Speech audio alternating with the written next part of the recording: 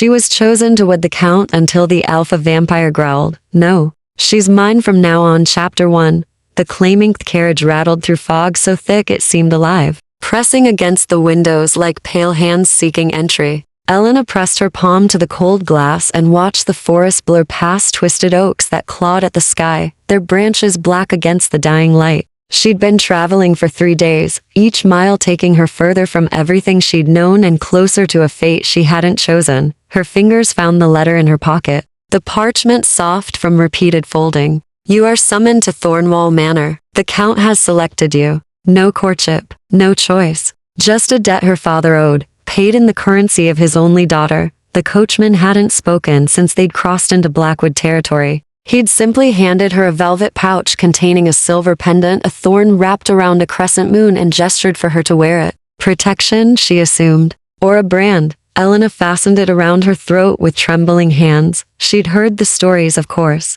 Everyone had. Count Valerian Thorn ruled the southern territories with an iron fist wrapped in silk gloves. His court was beautiful and terrible, full of ancient families who moved through the world like shadows. They called themselves the Old Houses, and they kept their secrets behind stone walls and blood oaths. The carriage jolted to a stop. Elena's heart hammered as the door swung open. No coachman waited to help her down. The man had vanished, leaving only her trunk on the gravel drive and the looming silhouette of Thornwall Manor rising against the twilight sky. The house was a Gothic masterpiece, all sharp spires and weathered stone, windows like watching eyes. Ivy strangled the walls, and gargoyles perched on the corners, their mouths open in silent screams. Candlelight flickered in a few windows, but most remained dark. Elena gathered her skirts and stepped down, gravel crunching beneath her boots. The air smelled of rain and something else, something metallic and old, like copper left to tarnish. She'd barely taken 3 steps toward the entrance when she heard it, a low,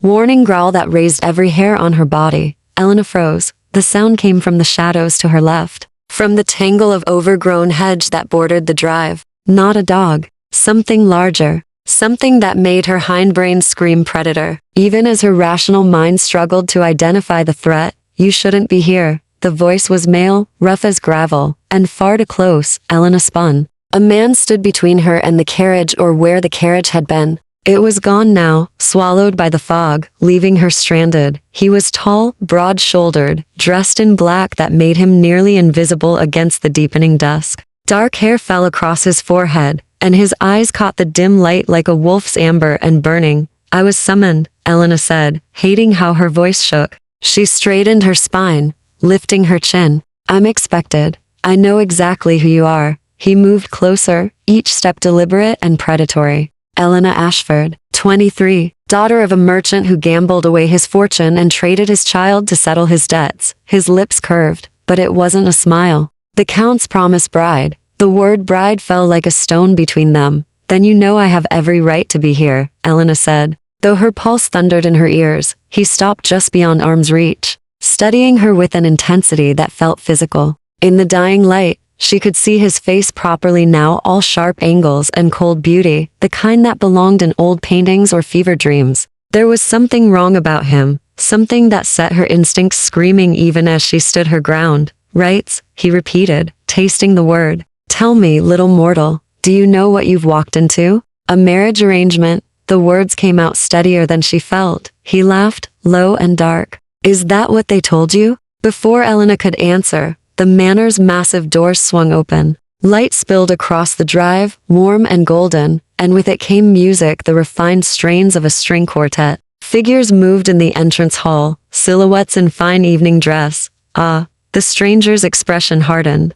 The welcoming committee, 3 men descended the steps with inhuman grace. They wore formal attire, immaculate and expensive, and they moved like dancers to fluid to perfect. The one in front had silver hair, despite his youthful face, and when he smiled at Elena, his teeth were very white. "Miss Ashford," he said, his voice smooth as aged wine. "We've been expecting you. I am Lucian, the Count's seneschal. Welcome to Thornwall."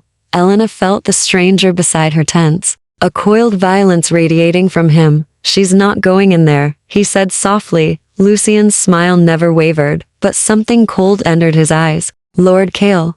How unexpected." I wasn't aware the Alpha of House Nightshade had business at Thornwall this evening. Alpha. The word clicked something into place in Elena's mind, all those whispered stories about the houses. About the hierarchy that ruled the night. House Thorn, ancient and traditional. House Nightshade, wild and dangerous. Vampires. Her hand flew to her throat, to the pendant that suddenly felt like a noose. I'm making it my business, Kale said, and this time the growl was unmistakable. The girl's not marrying Valerian. That's not your decision. Lucian's voice had gone cold. The contract is signed. The debt is owed. She belongs to House Thorn now.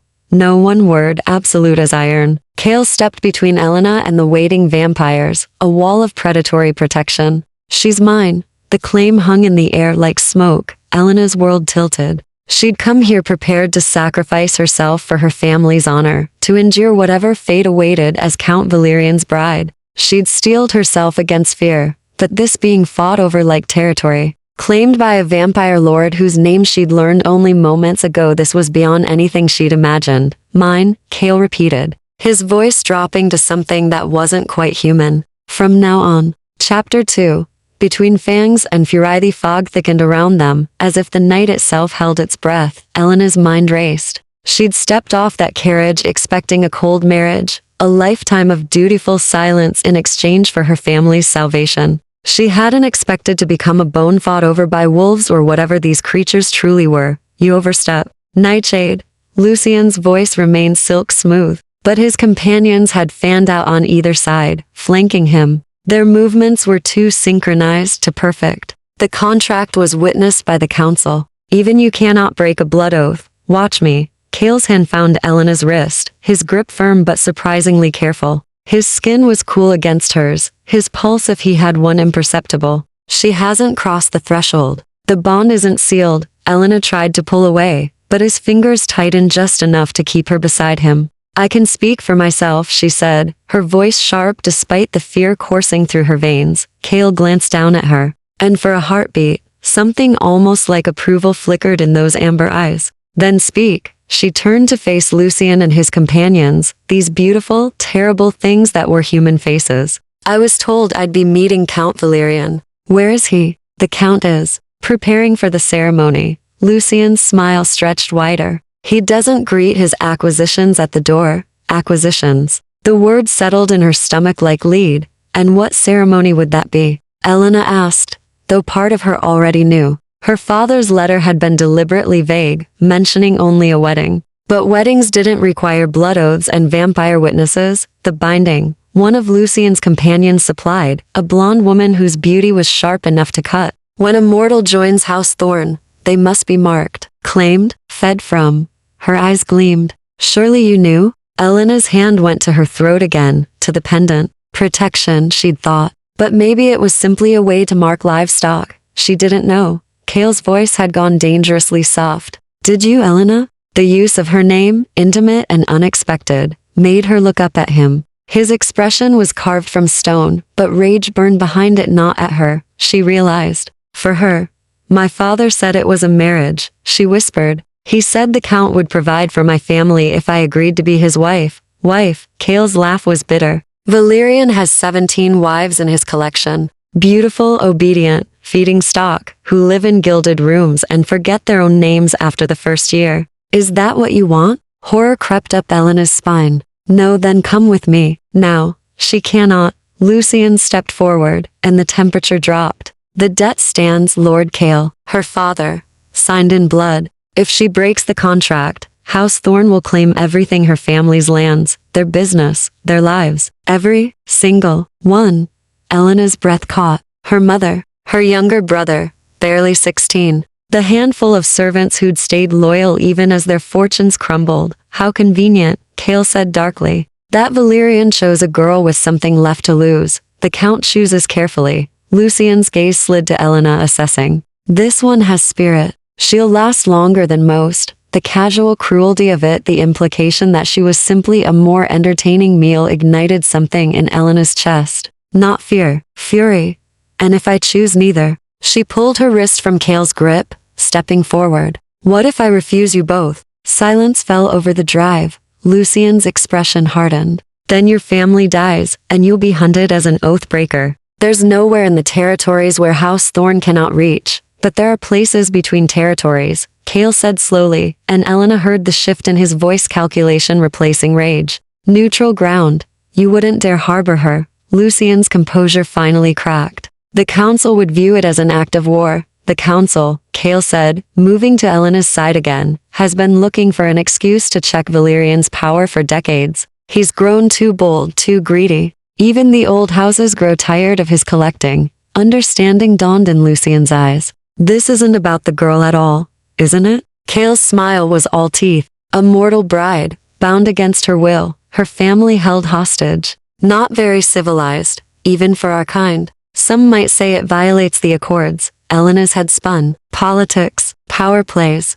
She was a piece on a board whose rules she didn't understand, and these immortal creatures were playing games with her life. Enough. Her voice cut through their posturing. Both vampires turned to stare at her, surprise flickering across their inhuman faces. I won't be anyone's possession. Not Count Valerian's. Not yours. She met Cale's gaze directly. But I need time. Time to find another way to save my family. There is no other way, Lucien said flatly. Then I'll make one. Elena straightened her shoulders, channeling every ounce of dignity her mother had drilled into her. Lord Cale, you said there's neutral ground? Something shifted in his expression. Respect, perhaps, or intrigue. There is. My territory borders the Thornwall lands. There's a hunting lodge at the edge of the Blackwood Forest. It sits on the boundary line, and House Thorn couldn't touch me there? Not without declaring war on House Nightshade. Cale's smile turned predatory. Which Valerian won't risk. Not yet.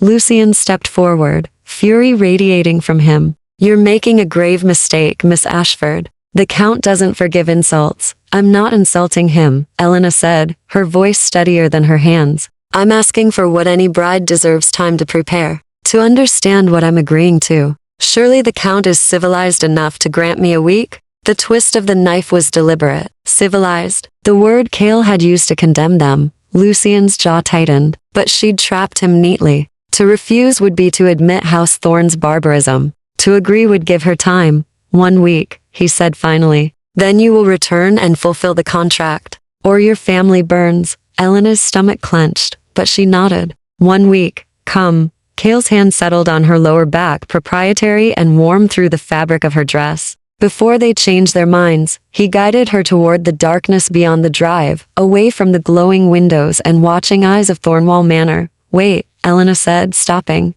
My trunk, leave it. I'll send someone for it. Cale's urgency was palpable. We need to move, now. Chapter 3. The threshold of Shadows. The forest swallowed them whole. Elena stumbled over roots she couldn't see, her city-bred boots useless on the uneven ground. The fog clung to everything, muffling sound until all she could hear was her own ragged breathing and the whisper of Cale's movements beside her, impossibly quiet for a man his size. Slow down, she gasped, catching her skirt on a low branch. I can't see. Cale stopped so abruptly she nearly collided with his back. When he turned, his eyes reflected the moonlight like an animal's, twin flames in the darkness. They won't pursue us immediately, he said, his voice low. Lucien will need to report to Valerian first. But we have perhaps an hour before they send hunters. Hunters. Elena's throat tightened. You mean more vampires? I mean worse. He studied her face, something almost like concern crossing his features. Can you ride? Ride what? A low whistle pierced the air, sharp and commanding. Seconds later, Elena heard it, hoofbeats approaching through the undergrowth. A massive black horse emerged from the fog, its coat gleaming like wet ink. It wore no saddle, no bridle, yet it came to Cale's side with obvious devotion. This is Nox, Cale said, running a hand along the horse's neck. He'll carry us both. Elena stared. You expect me to ride bareback through a forest I can't see with a vampire I just met? I expect you to survive. Cale's tone hardened. You made your choice back there. Now live with it. The words stung, perhaps because they were true. She'd chosen uncertainty over certain doom, freedom over gilded captivity. But standing in the dark forest with this dangerous stranger, Elena felt the full weight of that decision settle on her shoulders. I didn't ask you to interfere, she said quietly. No, something flickered across his face, too quick to read. But I couldn't watch you walk into that house. Not when I knew what waited inside. Why? Elena searched his expression. Why do you care what happens to one mortal girl? Kale was silent for a long moment. When he finally spoke, his voice was rough. Because I've seen what Valerian does to the women he collects. I've heard them scream in his halls, watched them forget their names, their families, everything they were. And I've done nothing. His jaw clenched. Not this time. The raw honesty in his words caught her off guard. She'd expected arrogance, perhaps cruelty. Not guilt. Not this glimpse of something that looked almost human beneath the predator's skin. The hunting lodge, Elena said, making her decision. How far? 2 hours on foot. Less than 1 if we ride. Kale extended his hand. Trust me that far at least. Trust. Such a small word for such an enormous leap. But what choice did she have? Behind her lay Thornwall and its horrors. Before her, this vampire lord who'd claimed her with a single word and now offered escape. Elena placed her hand in his fingers closed around hers. Cool and strong, and in one fluid motion he lifted her onto Nox's back. Before she could find her balance, he swung up behind her, his chest solid against her spine, his arms bracketing her as he gathered the horse's mane. Hold on, he murmured, his breath stirring her hair. Nox launched forward, and Elena's world became motion and darkness and the steady presence of the man, the creature at her back. They rode in silence, the forest blurring past in shades of black and gray. Kale guided the horse with subtle shifts of his weight, navigating the treacherous terrain with preternatural confidence. Elena clung to Nox's mane, hyper-aware of every point where her body pressed against Kale's, his thighs bracketing hers, his chest against her shoulders, his heart beat a slow, steady rhythm. She felt rather than heard.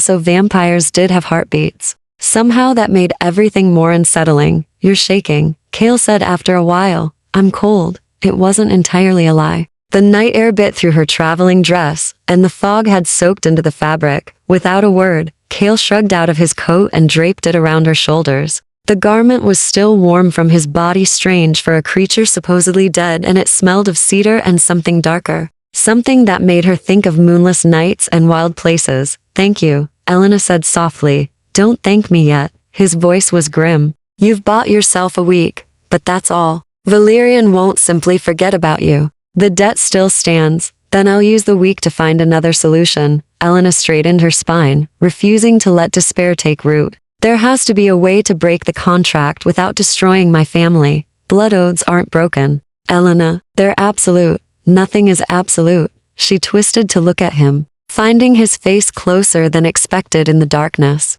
There are always loopholes, always other paths. I just need time to find them. For a heartbeat, they were suspended there, her turned in his arms, their faces inches apart, the world reduced to the space between them. His eyes were molten gold in the moonlight, ancient and knowing. And Elena saw something flicker in their depths that might have been admiration. You're either very brave or very foolish, Kale said quietly. Perhaps both. Elena managed a small smile. My mother always said I inherited my father's stubbornness. The same father who sold you to vampires? The words should have hurt, but Elena had already bled that wound dry during the 3-day carriage ride. The same father who loved us enough to damn himself trying to save us. He made terrible choices, yes, but they came from desperation, not malice. Kale studied her for another moment, then turned his attention back to the path ahead. The lodge is just beyond that ridge. Elena followed his gaze and saw it, a break in the trees where moonlight spilled across a clearing.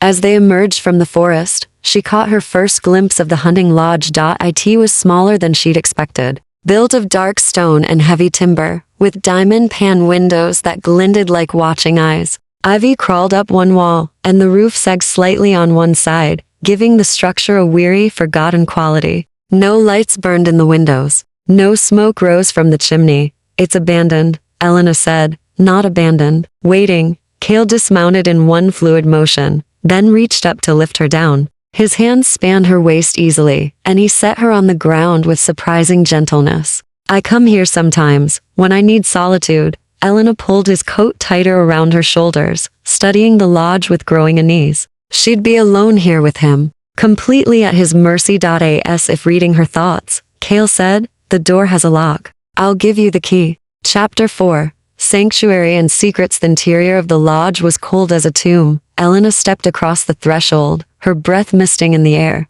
Moonlight filtered through grimy windows, illuminating a single large room with a stone fireplace dominating one wall. Dust sheets covered what furniture remained, a worn sofa, to chairs, a table scarred with age. Shelves lined the walls, empty except for a few abandoned books and the skeletal remains of dried flowers in a cracked vase. It's not much, Kale said from behind her, but it's safe. Safe. The word felt foreign on her tongue. Elena wasn't sure she'd ever be safe again. She watched as Kale moved through the space with practiced ease, lighting candles from a pack he produced from somewhere. Warm light bloomed in the darkness, pushing back the shadows and revealing more details, hunting trophies mounted on the walls, their glass eyes reflecting the flames. A staircase in the corner, leading to what she assumed were bedrooms above. There's wood by the fireplace, Kale said, kneeling before the hearth. The chimney draws well. You'll be warm soon. Elena stood awkwardly in the center of the room, still wrapped in his coat, watching him build a fire with surprising competence.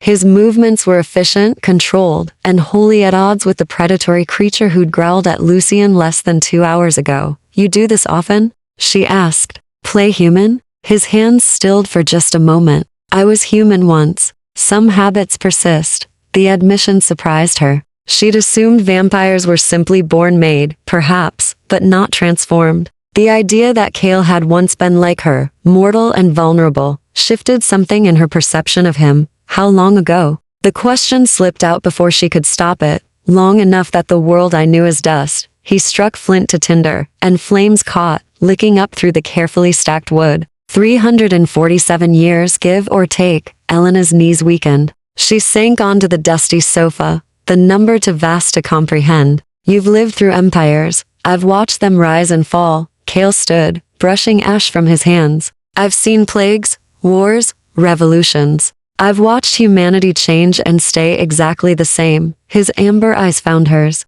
You all still bleed the same. The words should have frightened her. Instead, Elena heard the weariness beneath them, the bone-deep exhaustion of someone who'd seen too much, lived too long. Is that why you intervened tonight? She asked quietly. Because you're tired of watching? Kale's expression shuddered. I intervened because Valerian has become reckless. He's breaking the old agreements, taking mortals without proper consent, breeding resentment among the human territories. It threatens the balance. So I'm just politics. Elena wasn't sure why the thought stung. You're a catalyst. He moved to the window, peering out at the night. But that doesn't mean you're not also a person worth saving. The distinction felt important somehow, though Elena couldn't quite articulate why. She studied his profile in the firelight, the sharp line of his jaw, the aristocratic nose, the way shadows pooled in the hollow of his throat. Beautiful and terrible, like everything else in this new world she'd stumbled into. You said the lodge sits on boundary land, Elena said, changing the subject.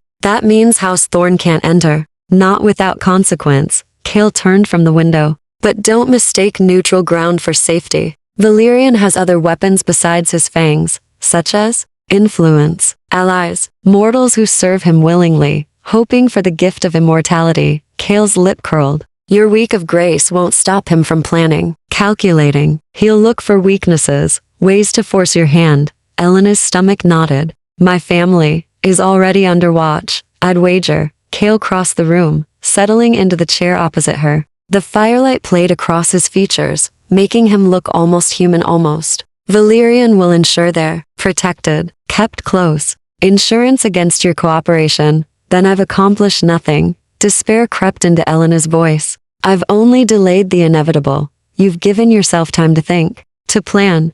Kale leaned forward, elbows on his knees. And you've allied yourself with someone who wants to see Valerian brought low. Because of politics, Elena said bitterly. Because he murdered my sister. The words fell like stones into still water, ripples spreading outward into silence. Elena's breath caught. What? 200 years ago, Valerian decided he wanted to forge an alliance with House Nightshade. He asked for my sister's hand in what he called marriage. Kale's voice had gone flat, emotionless, the tone of someone who'd told this story too many times in his own head. She agreed, believing his promises of partnership and respect. Within a year, she was one of his collection. Within 2, she'd forgotten her own name. Within 3, he stopped, jaw working. I found what was left of her in his cellars. He'd drained her so many times she'd become a husk. Not quite alive, not quite dead, just empty. Horror crawled up Elena's spine. Vampires can feed from each other? With the right rituals, yes. It's forbidden under the Accords, but Valerian has never cared much for rules. Kale's hands clenched into fists. I couldn't save her. I was too young then, too weak politically to challenge him. So I gave her mercy and spent the next centuries building my power, waiting for a chance to return the favor. Elena saw him clearly now, not a savior or a political opportunist, but a brother driven by grief and rage. Someone who'd carried his pain for centuries, letting it calcify into purpose. I'm sorry, she whispered. Don't be sorry. Kale met her gaze, and the fury in his eyes was breathtaking. Help me destroy him. How? I'm mortal, powerless. You're the one thing he wants and can't have. That gives you more power than you realize. Kale stood, pacing before the fire like a caged wolf. The blood oath binds you to marry him, yes, but it doesn't specify when, doesn't specify terms. There are loopholes, as you said, ways to twist the contract until it breaks. Hope flickered in Elena's chest, fragile as candlelight. You know how to break a blood oath? I know someone who might. Kale stopped pacing, turning to face her fully. But reaching her will be dangerous. She lives in the deep territories, the uneven council jurisdiction. And the journey there, he trailed off, grimacing, will cross through vampire lands. Elena finished. Multiple houses, all with their own allegiances and grudges. Kale nodded. Some allied with Valerian, some neutral, some who'd see us both dead for sport. How long would it take? 5 days. Maybe 6, if we're careful. Elena did the math quickly. 5 days. There perhaps one to plead their case. 5 days back. They'd barely make it before her week expired. Then we leave at dawn, she said. Kale blinked, clearly surprised. You understand what I'm proposing? Days of hard travel, sleeping rough, constant danger. I understand that staying here means waiting to die slowly. Elena stood, meeting his gaze with steel in her own. I'd rather die fighting. Something shifted in Kale's expression. Respect, definitely, but also something warmer. Something that made her pulse quicken despite herself. You'll need rest, he said finally. The bedroom upstairs is clean. I'll keep watch down here. You don't sleep? Not as you do. We enter a kind of stillness during daylight hours. But for now, I'm awake. He produced a key from his pocket, heavy and iron, for the bedroom door. Lock it if you wish. Chapter 5. The weight of trust. Elena climbed the narrow staircase, the key cold against her palm. Each step creaked beneath her weight, announcing her presence to the darkness above. She half expected something to be waiting at the top, some horror she hadn't anticipated, but found only a short hallway with 2 doors. The first opened into a modest bedroom. Dust motes danced in the moonlight streaming through a single window. A bed dominated the space, its frame carved from dark wood, the mattress covered with linens that smelled faintly of lavender and thyme. A washstand stood in the corner, a ceramic pitcher and basin waiting beside a clouded mirror. Elena closed the door behind her and stood there, key in hand, staring at the lock. Lock it if you wish. Did she wish? Kale had given her every reason to fear him. He was ancient, powerful, a predator by nature. Yet he'd also given her choices when everyone else had offered only chains. He'd shared his grief, his rage, made himself vulnerable in ways she suspected he rarely did, and he'd given her a key. Elena slipped it into the lock but didn't turn it. Not yet. She moved to the window instead, peering out at the forest beyond. The trees were dark sentinels against the star-strewn sky, and somewhere in that wilderness, House Thorn's hunters would be gathering, plotting, preparing to reclaim their prize. A week. She had 1 week to find a way to break an unbreakable oath, save her family, and escape a fate worse than death. The impossibility of it threatened to crush her. Elena sank onto the edge of the bed, her carefully maintained composure finally cracking. The tears came quietly, born of exhaustion and terror and the awful weight of choices she'd never asked to make. She pressed her hands to her face, trying to muffle the sounds, trying not to fall apart completely. A soft knock at the door made her freeze. Elena? Kale's voice was gentle through the wood. May I enter? She wiped her eyes hastily, searching for her voice. It's unlocked. The door opened slowly. Kale stood on the threshold, backlit by candlelight from the stairwell, a tray balanced in his hands. He'd removed his jacket, and his white shirt was rolled to the elbows, revealing forearms corded with muscle and traced with pale scars, evidence that even vampires could be wounded. I thought you might be hungry, he said, not quite meeting her eyes. There's not much, but I keep supplies here. Dried meat, bread, some preserved fruit, water from the well. Elena hadn't realized she was starving until that moment. She'd eaten nothing since breakfast, before the final leg of her journey to Thornwall. Her stomach growled audibly, and despite everything, she felt her cheeks heat with embarrassment. Kale's lips twitched, not quite a smile, but close. "May I?" She nodded, and he entered, setting the tray on the small table beside the bed. Simple, fair as promised, but her mouth watered at the sight of it. "Thank you," Elena said quietly. He lingered, clearly wanting to say something, but uncertain how. Finally, "You're crying." "I'm fine." "You're terrified." Kale moved to the window, giving her space. "You're allowed to be." Elena reached for the bread, tearing off a piece, more for something to do with her hands than from hunger. "Were you, when you were changed, terrified?" Kale considered the question. "Yes, though my circumstances were different. I chose this." "Why would anyone choose this?" "I was dying." His reflection in the window glass was a pale shadow. "Consumption, they called it then." "I was 27, wasting away, coughing blood into silk handkerchiefs, while my family watched. My sister was only 16. He paused. "A vampire came to our estate offering a trade, my life for my service. I'd become his progeny, his soldier, bound to him for a century. But I'd live, and my family would be provided for. So you sold yourself," Elena said softly. "Just like me. Just like you." Kale turned from the window, his expression unreadable. "I don't regret it. The binding ended 200 years ago. My maker released me, and I built my own house. But I remember what it felt like, being powerless. Having my choices stripped away." Elena set down the bread, appetite forgotten. "Is that why you really saved me? Because you saw yourself? Perhaps." He moved closer, though he stopped a respectful distance from the bed. "Or perhaps I'm simply tired of watching powerful men take what they want without consequence." "And what do you want, Kale?" The question emerged before Elena could think better of it. "Why haven't you taken a collection of your own? Why live alone in abandoned lodges instead of building your own Thornwall?" His laugh was bitter. "Because I remember being mortal. I remember what it felt like to love someone, to fear death, to taste food and feel sunlight on my skin. The others, Valerian, Lucian, the old ones they've forgotten. They've lived so long that mortals have become livestock to them. Pretty toys that break easily." His eyes found hers, and the pain in them was ancient. "I refuse to forget. It's the only thing that keeps me human." The admission hung between them, raw and honest. Elena saw him clearly now, not as monster or savior, but as something caught between, clinging to his humanity even as centuries tried to erode it away. "You're not alone," she said quietly. Kale's expression shifted, something vulnerable flickering across his features. "What? You said you live alone, but you're not." "Not tonight." Elena stood, closing the distance between them until only a few feet separated them. "We're both trapped by blood oaths and powerful men, both fighting for our freedom. That makes us allies, doesn't it?" "Allies?" Kale repeated, tasting the word. Then softer.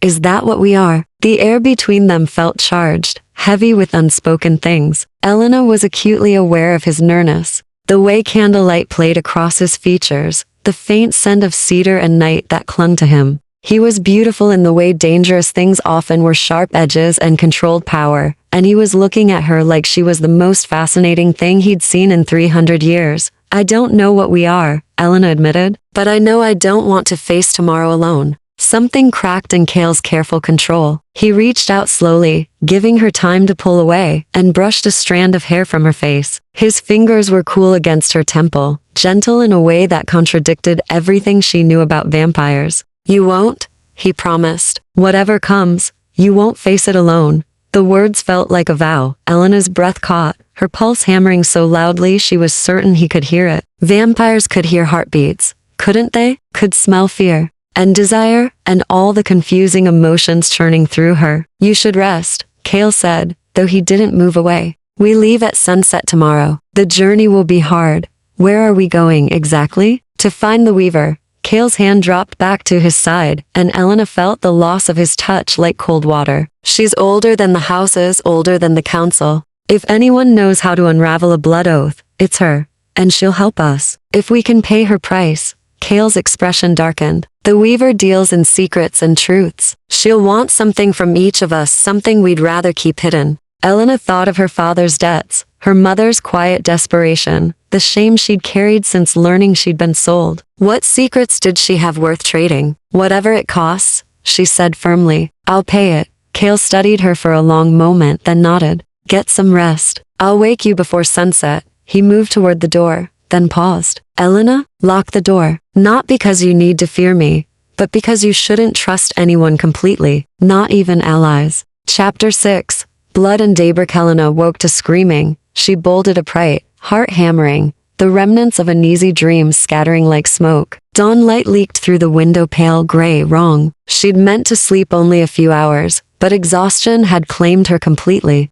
The scream came again, raw and agonized, from somewhere downstairs. Cale. Elena threw off the covers and ran, her bare feet, silent on the wooden floor. She'd locked the door after all, and her fingers fumbled with the key before wrenching it open. The hallway was empty, but orange light flickered up from the main room firelight, she thought, but too bright, too wild. She took the stairs two at a time and froze at the bottom. Smoke filled the lodge. The front door hung open, and morning sunlight spilled across the threshold in a deadly golden stream. Cale was pressed against the far wall, as far from the light as possible, his shirt torn and his left arm wrapped in what looked like a burned tablecloth. His face was contorted in pain, sweat beading on his forehead despite the coolness of the room. 3 figures stood silhouetted in the doorway. Men, mortal by the look of them, dressed in the dark livery of House Thorn. One held a torch. Another gripped a crossbow, its bolt aimed directly at Cale's chest. Step away from the vampire, miss.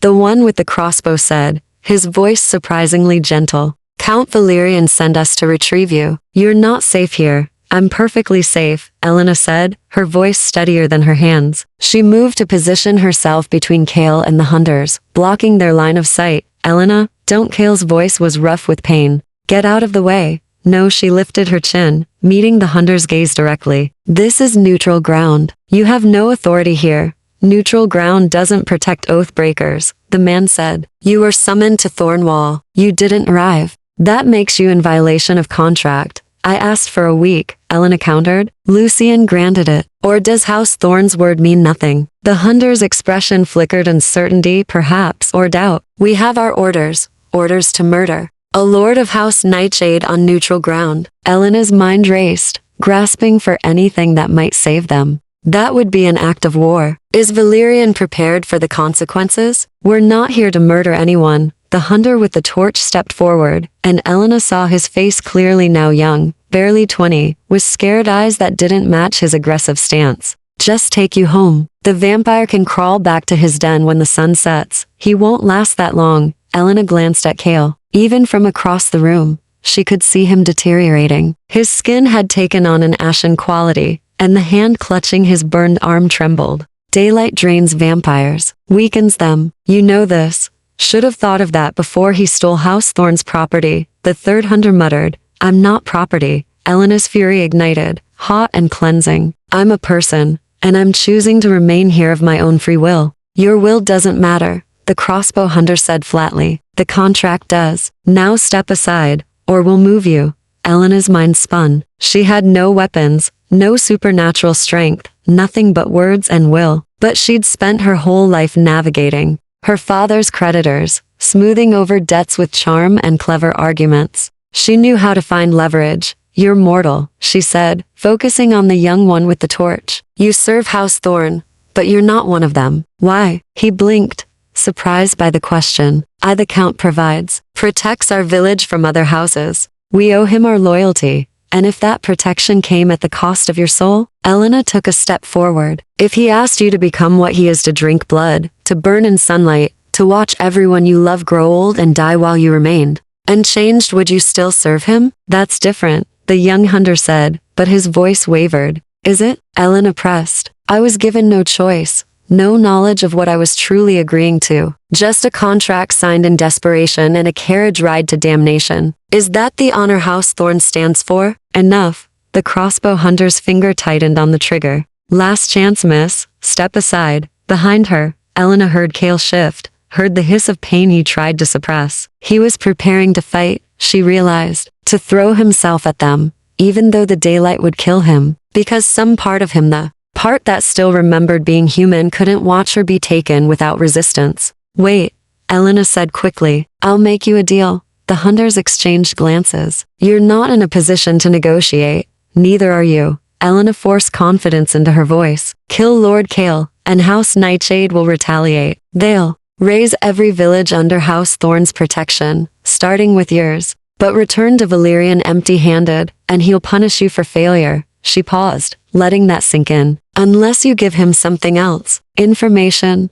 The crossbow hunter's eyes narrowed. What information? Tell the Count I'm willing to meet with him. Not at Thornwall neutral ground. A formal parley properly witnessed by the council. Elena's pulse hammered, but she kept her expression calm. 3 days from now. That gives him time to prepare, and it proves I'm honoring the spirit of our agreement. I'm not running. I'm simply ensuring my rights are respected. The Count doesn't negotiate with mortals, the older hunter said. Then he's a coward. Elena let contempt color her words. Afraid one human woman might outwit him in front of witnesses. The insult hung in the air like thrown knives. The young hunter with the torch looked increasingly uncomfortable. We should at least bring the offer to him. Let him decide. He'll have our heads. The third hunter muttered. He'll have our heads. Anyway, if we start a war with House Nightshade, the young one countered. At least this way. We're following protocol. Proper channels. The crossbow hunter was silent for a long moment, calculation playing across his weathered face. Finally,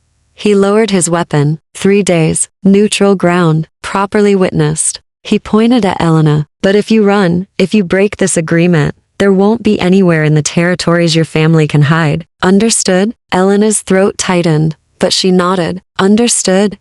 And the vampire? Leaves with me when the sun sets, Elena said firmly. You have my word we'll both attend the parley. The hunter studied her, then Kale, then back to her. Whatever he saw in her face must have convinced him, because he finally nodded. 3 days. The stone circle. An hour after sunset. Be there, or your family pays the price. He gestured to his companions, and together they backed out of the lodge. The one with the torch tossed it onto the ground outside, where it sputtered in the damp grass. Then they were gone, their footsteps fading into the forest. Elena waited until she was certain they were truly gone before rushing to close the door, plunging the room back into shadow. She turned to find Kale had slid down the wall, sitting now with his head tilted back, his breathing labored. That was incredibly stupid, he said hoarsely. You're welcome. Elena knelt beside him, reaching for his burned arm. The tablecloth had adhered to the wound, and she could see blistered flesh beneath. Let me see, it'll heal. But he didn't pull away when she carefully unwrapped the makeshift bandage. The burn was worse than she'd thought, deep, angry, the skin blackened at the edges. If Kale felt pain the way humans did, it must be excruciating. The well water, Elena said. It'll help clean the wound. Elena? Kale caught her hand, his grip weak but insistent. You just bought us 3 days, but you also promised to walk into a trap. I know. She met his eyes, saw the concern there beneath the pain. But it gives us time to reach the Weaver, and maybe just maybe Valerian will be arrogant enough to actually show up and negotiate. He won't negotiate. He'll come with an army. Then we'd better have something to bargain with. Elena squeezed his hand. Can you travel tonight? Kale's smile was grim. Do I have a choice? Chapter 7. The deep territorious night fell like a mercy. Elena watched from the window as the last traces of twilight bled from the sky, replaced by stars so bright they seemed close enough to touch. Behind her, Kale remained motionless in the chair where she'd insisted he rest, that strange vampire stillness that wasn't quite sleep but something deeper, more ancient. She'd spent the day tending his wound, drawing water from the well, rationing the meager supplies. The hours had crawled past with agonizing slowness, every sound making her jump. Certain the hunters had returned with reinforcements, but they hadn't come. Either they believed her promise, or they were waiting for something worse. Elena turned from the window to find Kale watching her, his eyes luminous in the darkness. The deathly pallor had faded from his skin, and when he moved, it was with his usual fluid grace. Vampire healing was remarkable. The burn on his arm had already begun to close, new skin forming over the raw flesh. How do you feel? She asked. Better. He stood, rolling his shoulders. Thank you. For the water. For staying. Where else would I go? Elena managed a tired smile. We have a journey to make. Kale crossed to where his coat hung by the door, checking the pockets with methodical efficiency. The path to the Weaver's territory crosses through 3 house domains. House Crescent, House Ashbourne, and House Ravenmere. We'll need to move quickly and avoid detection. And if we're detected? Then we fight, we run, or we die. His matter-of-fact tone should have frightened her, but Elena found herself oddly calm. Perhaps fear had burned itself out during the long day of waiting. Comforting, she said dryly. Kale's lips quirked. I prefer honesty to false hope. But Elena, he turned to face her fully. What you did this morning, putting yourself between me and those hunters, that was brave and foolish in equal measure. You would have done the same. Yes, something shifted in his expression. But I'm 300 years old and difficult to kill. You're mortal, fragile. One crossbow bolt and he stopped, jaw tightening. And you'd be alone again. Elena finished his thought quietly. Is that what frightens you? Not my death, but the solitude after? The accuracy of her observation made him flinch. I've been alone a long time. I'm accustomed to it. Being accustomed to pain doesn't make it hurt less. Elena gathered her skirts, now stained and torn from yesterday's flight through the forest. We should go. The sooner we reach the Weaver, the sooner we can prepare for Valerian's trap. Kale studied her for another moment, then nodded. Nox is waiting. But Elena, stay close to me. The deep territories are dangerous, even for my kind. They slipped out into the night, leaving the lodge dark and empty behind them. Nox materialized from the shadows, stamping softly and tossing his head as Kale approached. The horse looked no worse for spending a day in the forest if anything. He seemed energized, eager to run. Kale mounted first, then pulled Elena up behind him with easy strength. This time, she didn't hesitate before wrapping her arms around his waist, holding tight as they plunged into the forest. They rode hard through darkness that would have been impenetrable to human eyes. Elena clung to Kale's back, trusting him to navigate the treacherous terrain. The forest grew denser as they traveled, the trees older. Their branches twisted into shapes that seemed almost deliberate, almost watching. We're entering House Crescent's lands, Kale said after perhaps an hour. They're neutral in the conflict between Thorn and Nightshade, but they don't welcome trespassers. What do they do to trespassers? Depends on their mood. His tone was grim. House Crescent are purists. They believe in the old ways, hunting, feeding, ruling mortals as cattle. They'd see you as prey first, person second. Elena's arms tightened around him. Then let's not give them the chance. They pushed deeper into Crescent territory, and Elena began to notice changes in the landscape. The trees here bore strange fruit, dark, glistening things that looked almost like hearts. Pale flowers bloomed despite the season, their scent sickeningly sweet. And everywhere, carved into trunks and stones, were symbols she didn't recognize, warnings perhaps, or claims of ownership. Don't look at the flowers, Kale warned. Don't smell them if you can help it. They're blood blooms, mortal intoxicants designed to make feeding easier. Elena buried her face against his back, breathing through her mouth. The scent still crept in, cloying, seductive, making her head swim. She felt her grip on Kale loosening, her thoughts scattering like leaves in wind. Elena, his voice cut through the fog. Stay with me. Focus on my voice. She tried. God, she tried. But the flowers whispered promises, rest, peace, an end to running. How easy it would be to simply slide from Nox's back, to lie down among those pale blooms and let the world fade away. Kale's hand covered hers where it rested against his chest. I need you to fight this. We're almost through. The contact helped his cool skin against hers, solid and real. Elena focused on the steady rhythm of Nox's hooves, on the play of muscles beneath Kale's shirt, on anything that wasn't the hypnotic pull of those terrible flowers. Gradually, the scent faded. The forest returned to merely dark and threatening rather than seductive. Elena gasped, her head clearing, and realized she was shaking. Good, Kale murmured. You did well. That was House Crescent's defense. Elena's voice was hoarse. Flowers? First line of defense. Anything that makes it past the blood bloom's face is worse. As if summoning it with his words, a howl split the night, not a wolf's cry, but something larger, more terrible. Kale cursed and urged Nox faster. Hounds, they've caught our scent. Elena twisted to look behind them and immediately wished she hadn't. Shapes moved through the forest, massive, pale, running on four legs but built wrong. Their proportions all nightmare angles. Red eyes burned in the darkness, and their mouths gaped wide enough to swallow a manhole. What are those things? Failed turnings. Mortals who didn't survive the transformation completely. Kale's voice was tight. House Crescent keeps them as hunters. They're mindless, hungry, and fast. The hounds were gaining. Elena could hear them crashing through the undergrowth, their panting breaths wet and eager. One leaped, its claws raking across Nox's flank. The horse screamed and surged forward, blood streaming from the wound. Kale drew something from his coat, a short blade that gleamed silver in the moonlight.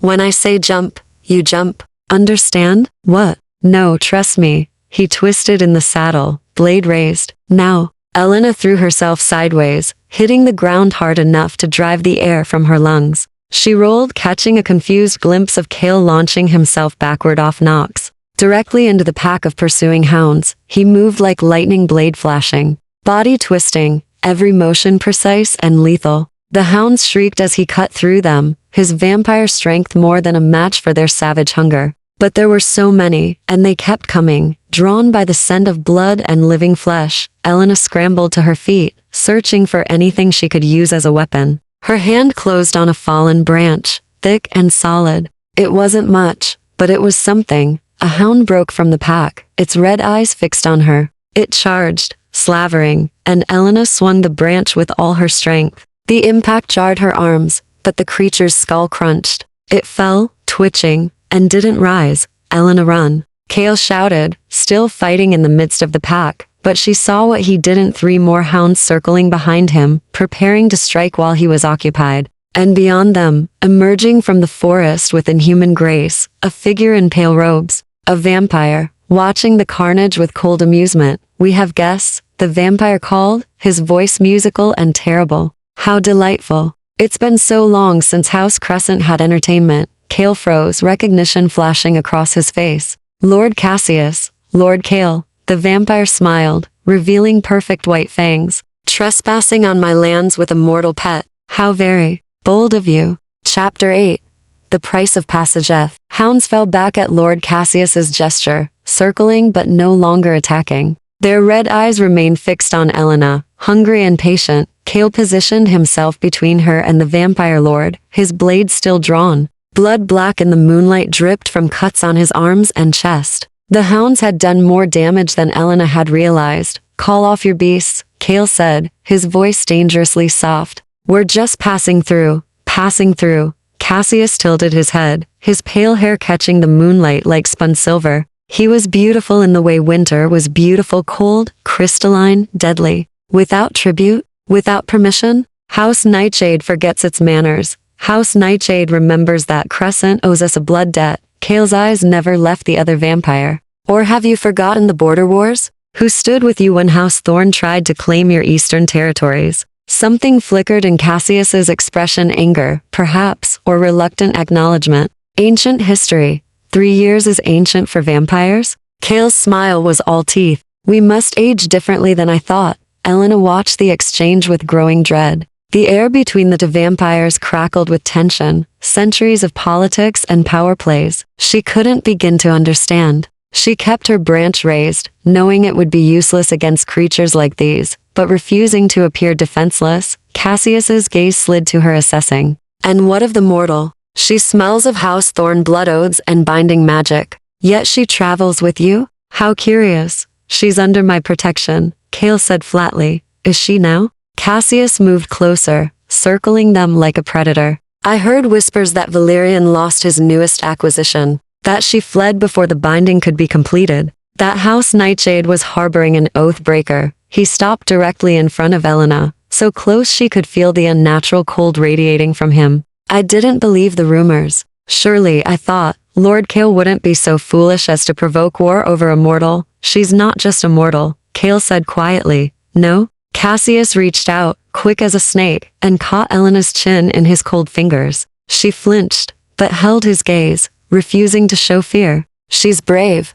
I'll give you that. But bravery doesn't break blood oaths. His thumb traced her lower lip, and Elena tasted copper. Nothing breaks blood oaths. Let her go. Kale's voice had dropped to something that wasn't quite human, a growl that vibrated in Elena's chest. Or what? Cassius smiled. You'll fight me? Here, in my territory, surrounded by my hounds. You're injured, Kale, weakened, and she's just one mortal girl. He released Elena's chin, stepping back. Hardly worth dying for. That's not your judgment to make. True. Cassius clasped his hands behind his back, considering. But I find myself in an interesting position. House Thorn wants this girl, returned. Valerian has offered substantial rewards for information about her whereabouts. And here she is, delivered to my doorstep." He paused. "Unless, of course, House Nightshade can offer something better." Elena's stomach dropped. They had nothing to bargain with, no gold, no territory, no leverage. Just desperation and borrowed time.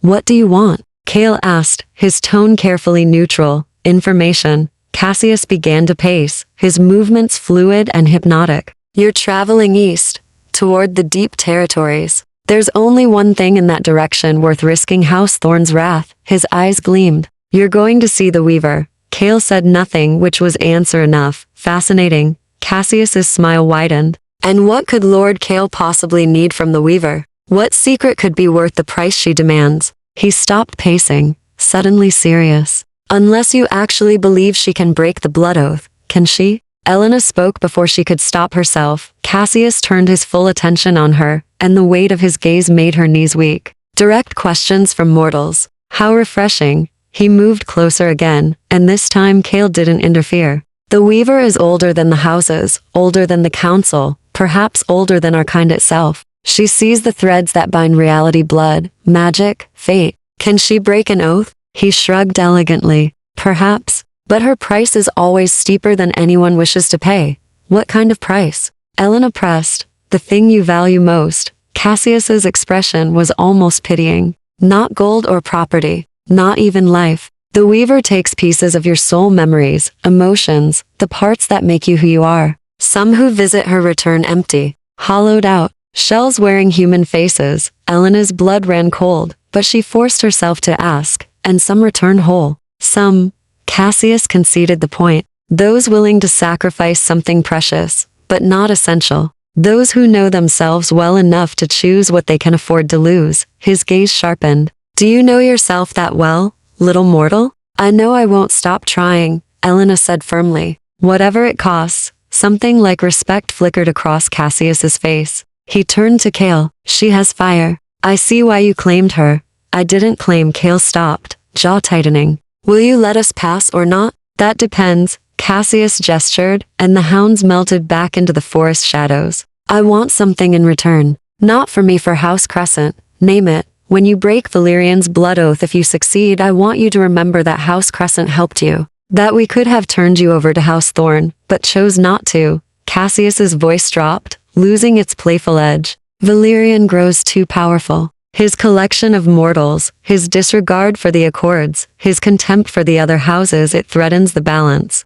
If he falls, there will be a vacuum of power in the southern territories, and you want to fill it." Cale said flatly. "I want to ensure stability." Cassius smiled. "But yes, I wouldn't object to expanding my influence. So here's my offer. Safe passage through my lands, and I'll spread word that I haven't seen you. In return, when the inevitable conflict comes, House Nightshade supports. House Crescent's claim to Thorn's southern territories. That's not a small request. Neither is hiding an oath breaker from one of the most powerful vampires in the territories." Cassius extended his hand. "Do we have an accord?" Cale hesitated, clearly weighing the cost. Finally, he gripped Cassius's hand in a brief, formal shake. "We have an accord." "Excellent." Cassius released him and turned to Elena. "A word of advice, mortal. The Weaver will ask you what you value most. Don't lie to her. She'll know, and she'll take everything instead of just what you offered." His smile turned sad. "I learned that the hard way, 200 years ago." Elena wanted to ask what he'd lost, but something in his expression made her hold her tongue. "Now go," Cassius said, stepping aside. "My hounds won't trouble you further. Follow the river east until you reach the ruins of Ashbourne. Cross through their territory at dawn. They sleep deep during daylight and won't notice you. Beyond that lies Ravenmere, and beyond Ravenmere," he trailed off, shaking his head. "Beyond that, you're on your own." "Thank you," Elena said, surprising herself. Cassius's eyebrows rose. "Manners. From a mortal facing ruin. You truly are remarkable." He bowed, a gesture that seemed sincere despite its formality. "I hope you survive what's coming, Elena Ashford. The territories could use more mortals with your spine." Cale whistled, and Nox emerged from the shadows, limping slightly from his wounds, but still standing. They mounted quickly, Elena pressing close to Cale's back, her arms wrapped tight around him. As they rode away, Elena looked back once. Cassius stood watching them, his pale robes ghostly in the moonlight, surrounded by his monstrous hounds. He raised one hand in farewell or perhaps warning. That went better than expected, Cale said once they were out of earshot. He's afraid of Valerian, Elena realized. That's why he helped us. Fear and opportunity make strange allies. Cale's voice was grim. But Cassius was right about one thing. The Weaver's price will be steep. Are you prepared for that? Elena pressed her cheek against his back, feeling the cool solidity of him, the steady strength that had become her anchor in this nightmare world. I have to be. I don't have any other choice. But even as she said it, Elena wondered what piece of herself she'd have to sacrifice, what memory or emotion the Weaver would demand, and whether she'd recognize herself when it was gone. Chapter 9. The Weaver's web. Dawn broke over the ruins of Ashbourne Keep like a wound in the sky, red and raw, bleeding light across the shattered stones. Elena and Cale picked their way through the rubble, exhausted and filthy from a night of hard riding. True to Cassius's word, they'd encountered no resistance crossing House Crescent's lands. The keep had once been magnificent. Even in ruin, Elena could see the grandeur towers that had scraped the sky, halls wide enough for armies, walls thick as houses. Now it was just bones, picked clean by time and whatever violence had brought it low. What happened here? Elena asked, her voice hushed in the eerie silence. Civil war, 3 centuries ago. Cale moved ahead, testing the stability of fallen stones before allowing her to cross. House Ashbourne divided against itself. Half wanted to join the council, half wanted to remain independent. By the time the fighting ended, there was no house left to join anything. The sadness in his voice made Elena look at him more carefully. You were there.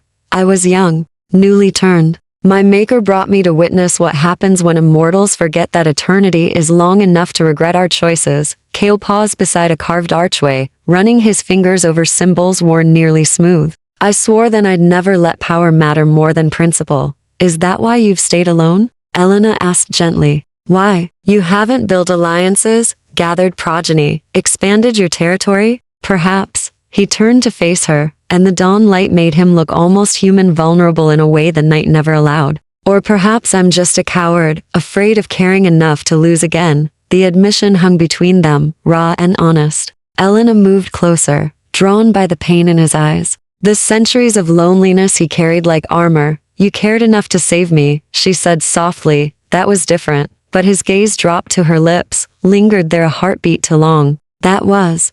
what? Elena's pulse quickened. They were standing too close, the air between them charged with something that had been building since that first night at Thornwall. Duty? Politics? Necessary. Cale's hand came up, almost of its own accord, to cup her cheek. His touch was cool but gentle, and Elena found herself leaning into it. You were walking into darkness, and I couldn't. He stopped, jaw working. I couldn't watch another light go out. Elena's breath caught. She understood then what drove him, what haunted him across centuries. Not just his sister's death, but every mortal he'd failed to save, every light extinguished while he stood by, bound by politics and propriety. I'm still here, she whispered. Still bright. Yes. His thumb traced her cheekbone, reverent. You are. The moment stretched, fragile as spun glass. Elena was acutely aware of every point of contact, his hand on her face, the scant inches separating their bodies, the way his eyes had darkened to molten amber. She'd never been kissed, had never wanted to be kissed by any of the respectable suitors her mother had paraded past, but she wanted this. Wanted him. Vampire, predator, ancient and dangerous, none of it mattered against the simple truth that Cale made her feel alive in a way she'd never experienced. Elena, her name was a prayer and a warning. If he stopped, struggling for words. I'm not human anymore. Haven't been for centuries. The things I want. He pulled back, breaking contact. You deserve better than a monster's affection. Then it's fortunate, Elena said, surprising herself with her boldness, that I don't see a monster when I look at you. Cale's expression cracked, revealing the desperate longing beneath. But before either could move, close that final distance. A sound echoed through the ruins, bells, silver and sweet, ringing from somewhere deep within the keep. The Weaver, Cale said, the moment shattering. She knows we're here. They followed the sound through collapsed corridors and vine-choked chambers, descending deeper into the keep's heart. The bells grew louder, more insistent. until they reached a doorway that shouldn't exist, whole and unmarred, its wood dark as midnight, carved with symbols that seemed to writhe in the corner of Elena's vision. Kale stopped. Beyond this point, I can't protect you. The Weaver's domain exists outside house law, outside vampire politics. What happens inside is between you and her, both of us, Elena corrected. We face her together, Elena together. She took his hand, lacing their fingers. Whatever comes. Something shifted in Kale's expression, resignation, perhaps, or acceptance. He squeezed her hand once, then pushed open the door. The room beyond defied physics. It was vast, far larger than the ruined keep could possibly contain, its ceiling lost in shadows that moved like living things. Threads filled the space, thousands upon thousands of them, stretching from floor to ceiling, wall to wall, shimmering with colors that had no names. Some were thick as ropes, others gossamer thin. They hummed with power, vibrating at frequencies Elena felt in her bones, and at the center, working at a loom the size of a cathedral window, sat the Weaver. She was ancient. Not old ancient, as if age itself had been invented to describe her. Her skin was paper thin, stretched over bird-delicate bones, and her hair fell to the floor in a silver cascade. But her eyes were young, bright as stars, and when they fixed on Elena, she felt seen in a way that went beyond flesh. The Oath-breaker and the Oath-keeper. The Weaver's voice was many voices, layered like harmonies. You've come to ask me to sever what cannot be severed. Can you do it? Elena forced herself to meet those terrible, beautiful eyes. I can do many things, child. The Weaver's hands never stopped moving across the loom, weaving patterns Elena couldn't quite follow. The question is not can, but should. And more importantly, what will you pay? Cassius said you take what we value most, Kale said, his voice carefully controlled. Lord Cassius learned his lesson well. The Weaver smiled, revealing teeth to white, to many. He came to me seeking to forget his murdered lover. I took that memory as requested. But memories are threads, child. Pull one and others follow. Now he remembers his lover existed, but not why he loved her. An empty ache with no object. Some say that's crueler than grief. Elena's stomach clenched. I won't forget my family. No? The Weaver finally looked up from her loom, giving Elena her complete attention. What will you offer instead? Your fear? Your anger? Your hope? Her gaze slid to Kale. Your capacity to love? No, the word burst from Elena before she could think. Not that. Ah, the Weaver's smile widened. So you've already given your heart away. How interesting. She stood, moving among her threads with impossible grace, despite her apparent age. Come here, both of you. They approached the loom and Elena gasped. The threads weren't random, they were lives, she realized. Each one a person, a destiny, a path. And there, gleaming with dark crimson light, was a thread that pulsed with familiar magic. Your blood oath. The Weaver touched it with one gnarled finger. Bound to you, bound to Valerian, bound to your family's debt. See how it connects? How it pulls? She traced the thread's path, showing how it linked Elena to her parents, her brother, servants she'd known since childhood. Cut it here, and all these connections sever. Your family forgets you existed. You forget them. Clean break, clean slate. No, Elena whispered, or the Weaver's finger moved to another point. Cut it here, and only the binding to Valerian breaks. But the debt remains, transferred to someone else. Your mother, perhaps. Or your brother. Someone must pay what's owed. Elena's hands clenched into fists. There has to be another way. There is always another way. The Weaver returned to her loom, her hands moving in complex patterns. But it requires sacrifice from both of you. Not memories. Not emotions. Something tangible. What? Kale stepped forward. Name your price. The Weaver's smile was terrible and knowing. Blood recognizes blood, yes? And oaths written in blood can only be rewritten, not broken. She looked between them. Give me your blood freely given. Let me weave a new thread. A new binding. Not of servitude, but of choice. Elena's pulse hammered. What kind of binding? The kind, the Weaver said softly, that will make you as dangerous to Valerian as he is to you. Chapter 10. Blood and binding. The Weaver's words hung in the air like smoke, impossible to grasp, but equally impossible to ignore.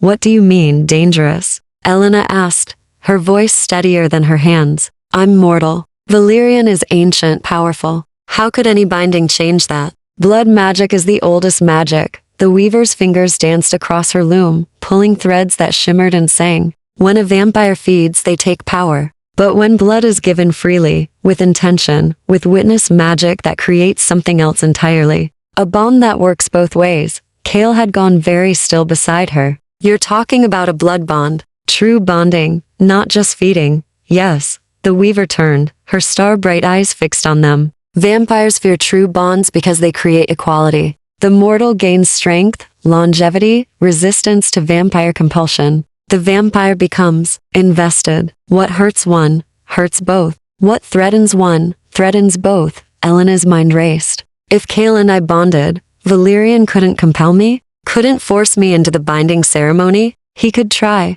The Weaver's smile was sharp. But bonded mortals belong to no house but the one they've chosen. Your oath to Valerian would become null, broken not by severing but by superseding. A stronger claim. She paused. Of course, it would also mean war. Valerian would see it as theft. House Thorn would demand retribution. They already want war, Kale said grimly. At least this way, Elena gains protection. More than protection. The Weaver moved between them, examining them with those ancient eyes. A true bond is rare. Most vampires are too selfish to share power. Most mortals too afraid to tie themselves to immortality. But you too. She touched Elena's temple, then Kale's chest. You've already begun weaving your threads together. I would simply make permanent what you've started. Elena looked at Kale, saw her own uncertainty mirrored in his face. A blood bond. Not marriage in any traditional sense, but something deeper, magic and choice and consequences she couldn't fully understand. What are the costs? Elena asked. Beyond war with House Thorn? The Weaver returned to her loom, considering. For you, mortal child, the cost is possibility. Once bonded, you cannot bond with another. Not Valerian. Not any vampire who might offer you immortality or power. This choice closes all other doors. Good, Elena said firmly. I want all other doors closed. And for me? Kale's voice was rough. For you, Oathkeeper, the cost is vulnerability. The Weaver's hands stilled. 3 centuries you've lived alone, protected by isolation. A blood bond will tether you to mortal time, mortal weakness. If she's hurt, you'll feel it. If she dies, she stopped, letting the implication hang. If she dies, I'll follow. Kale's words were simple, absolute. I understand. No, Elena turned to face him. No, Kale, I won't let you sacrifice yourself for me. It's not sacrifice. He took her hands, his grip, gentle but unshakable.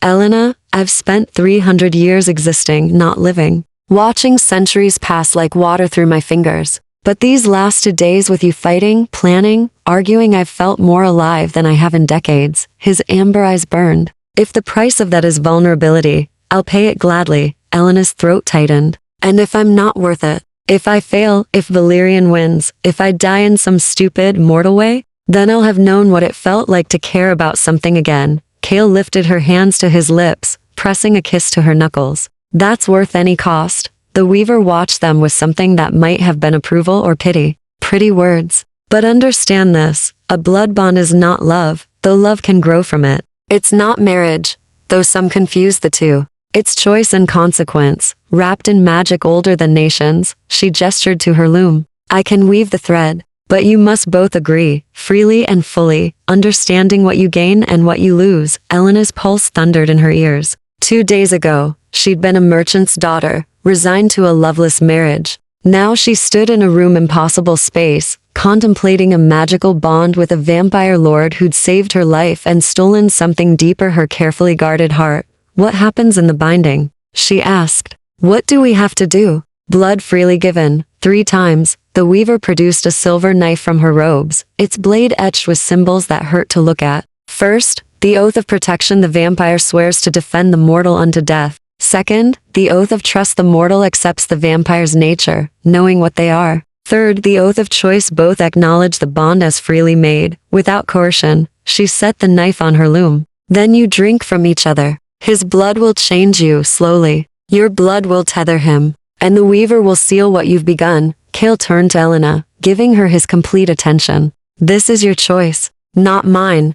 Not Valerian's, not your father's. Yours. If you want to find another way, any other way, we'll keep searching. Elena studied his face, memorizing the sharp planes, the ancient eyes, the careful control that hid centuries of loneliness. She thought of her family, her old life, the person she'd been before the carriage ride to Thornwall. That Elena would have been terrified, would have run from anything this dangerous and irreversible. But that Elena had been half asleep, moving through life without truly living it. I choose this, Elena said clearly. I choose you. Not because I have no other options, but because I want this option. She stepped closer, lifting her chin. Bind me, Kale. Make me yours as much as you'll be mine. Something cracked in Kale's carefully maintained control. Elena, unless you're refusing? She raised an eyebrow, channeling bravado she didn't quite feel. Changed your mind about the fragile mortal? Never. He pulled her against him, his arms banding around her waist. God help me, never.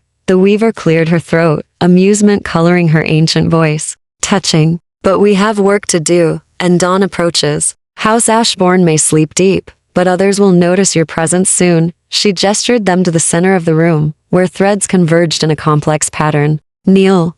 Both of you. Face each other, they obeyed, kneeling on cold stone that felt wrong to smooth, too warm for rock. Elena's skirts pulled around her, ruined from days of hard travel. Kale's coat was torn, blood-stained, but his eyes were clear and certain as they met hers. The weaver circled them, trailing threads that glowed with inner light. Speak the oaths as I give them. Mean every word, or the magic will know and reject you both. She handed Kale the silver knife. First oath. Vampire Lord, speak your protection. Kale took the blade, his hand, steady. He drew it across his palm, blood welling black in the strange light. I, Kale of House Nightshade, swear to defend Elena Ashford unto death and beyond. Her enemies are my enemies. Her battles are my battles. I will stand between her and all harm, or be undone trying. Power thrummed through the words, making Elena's skin prickle. The weaver nodded approval and turned to Elena. Second oath. Mortal woman, speak your acceptance. Elena took the knife, its handle warm, from Kale's grip.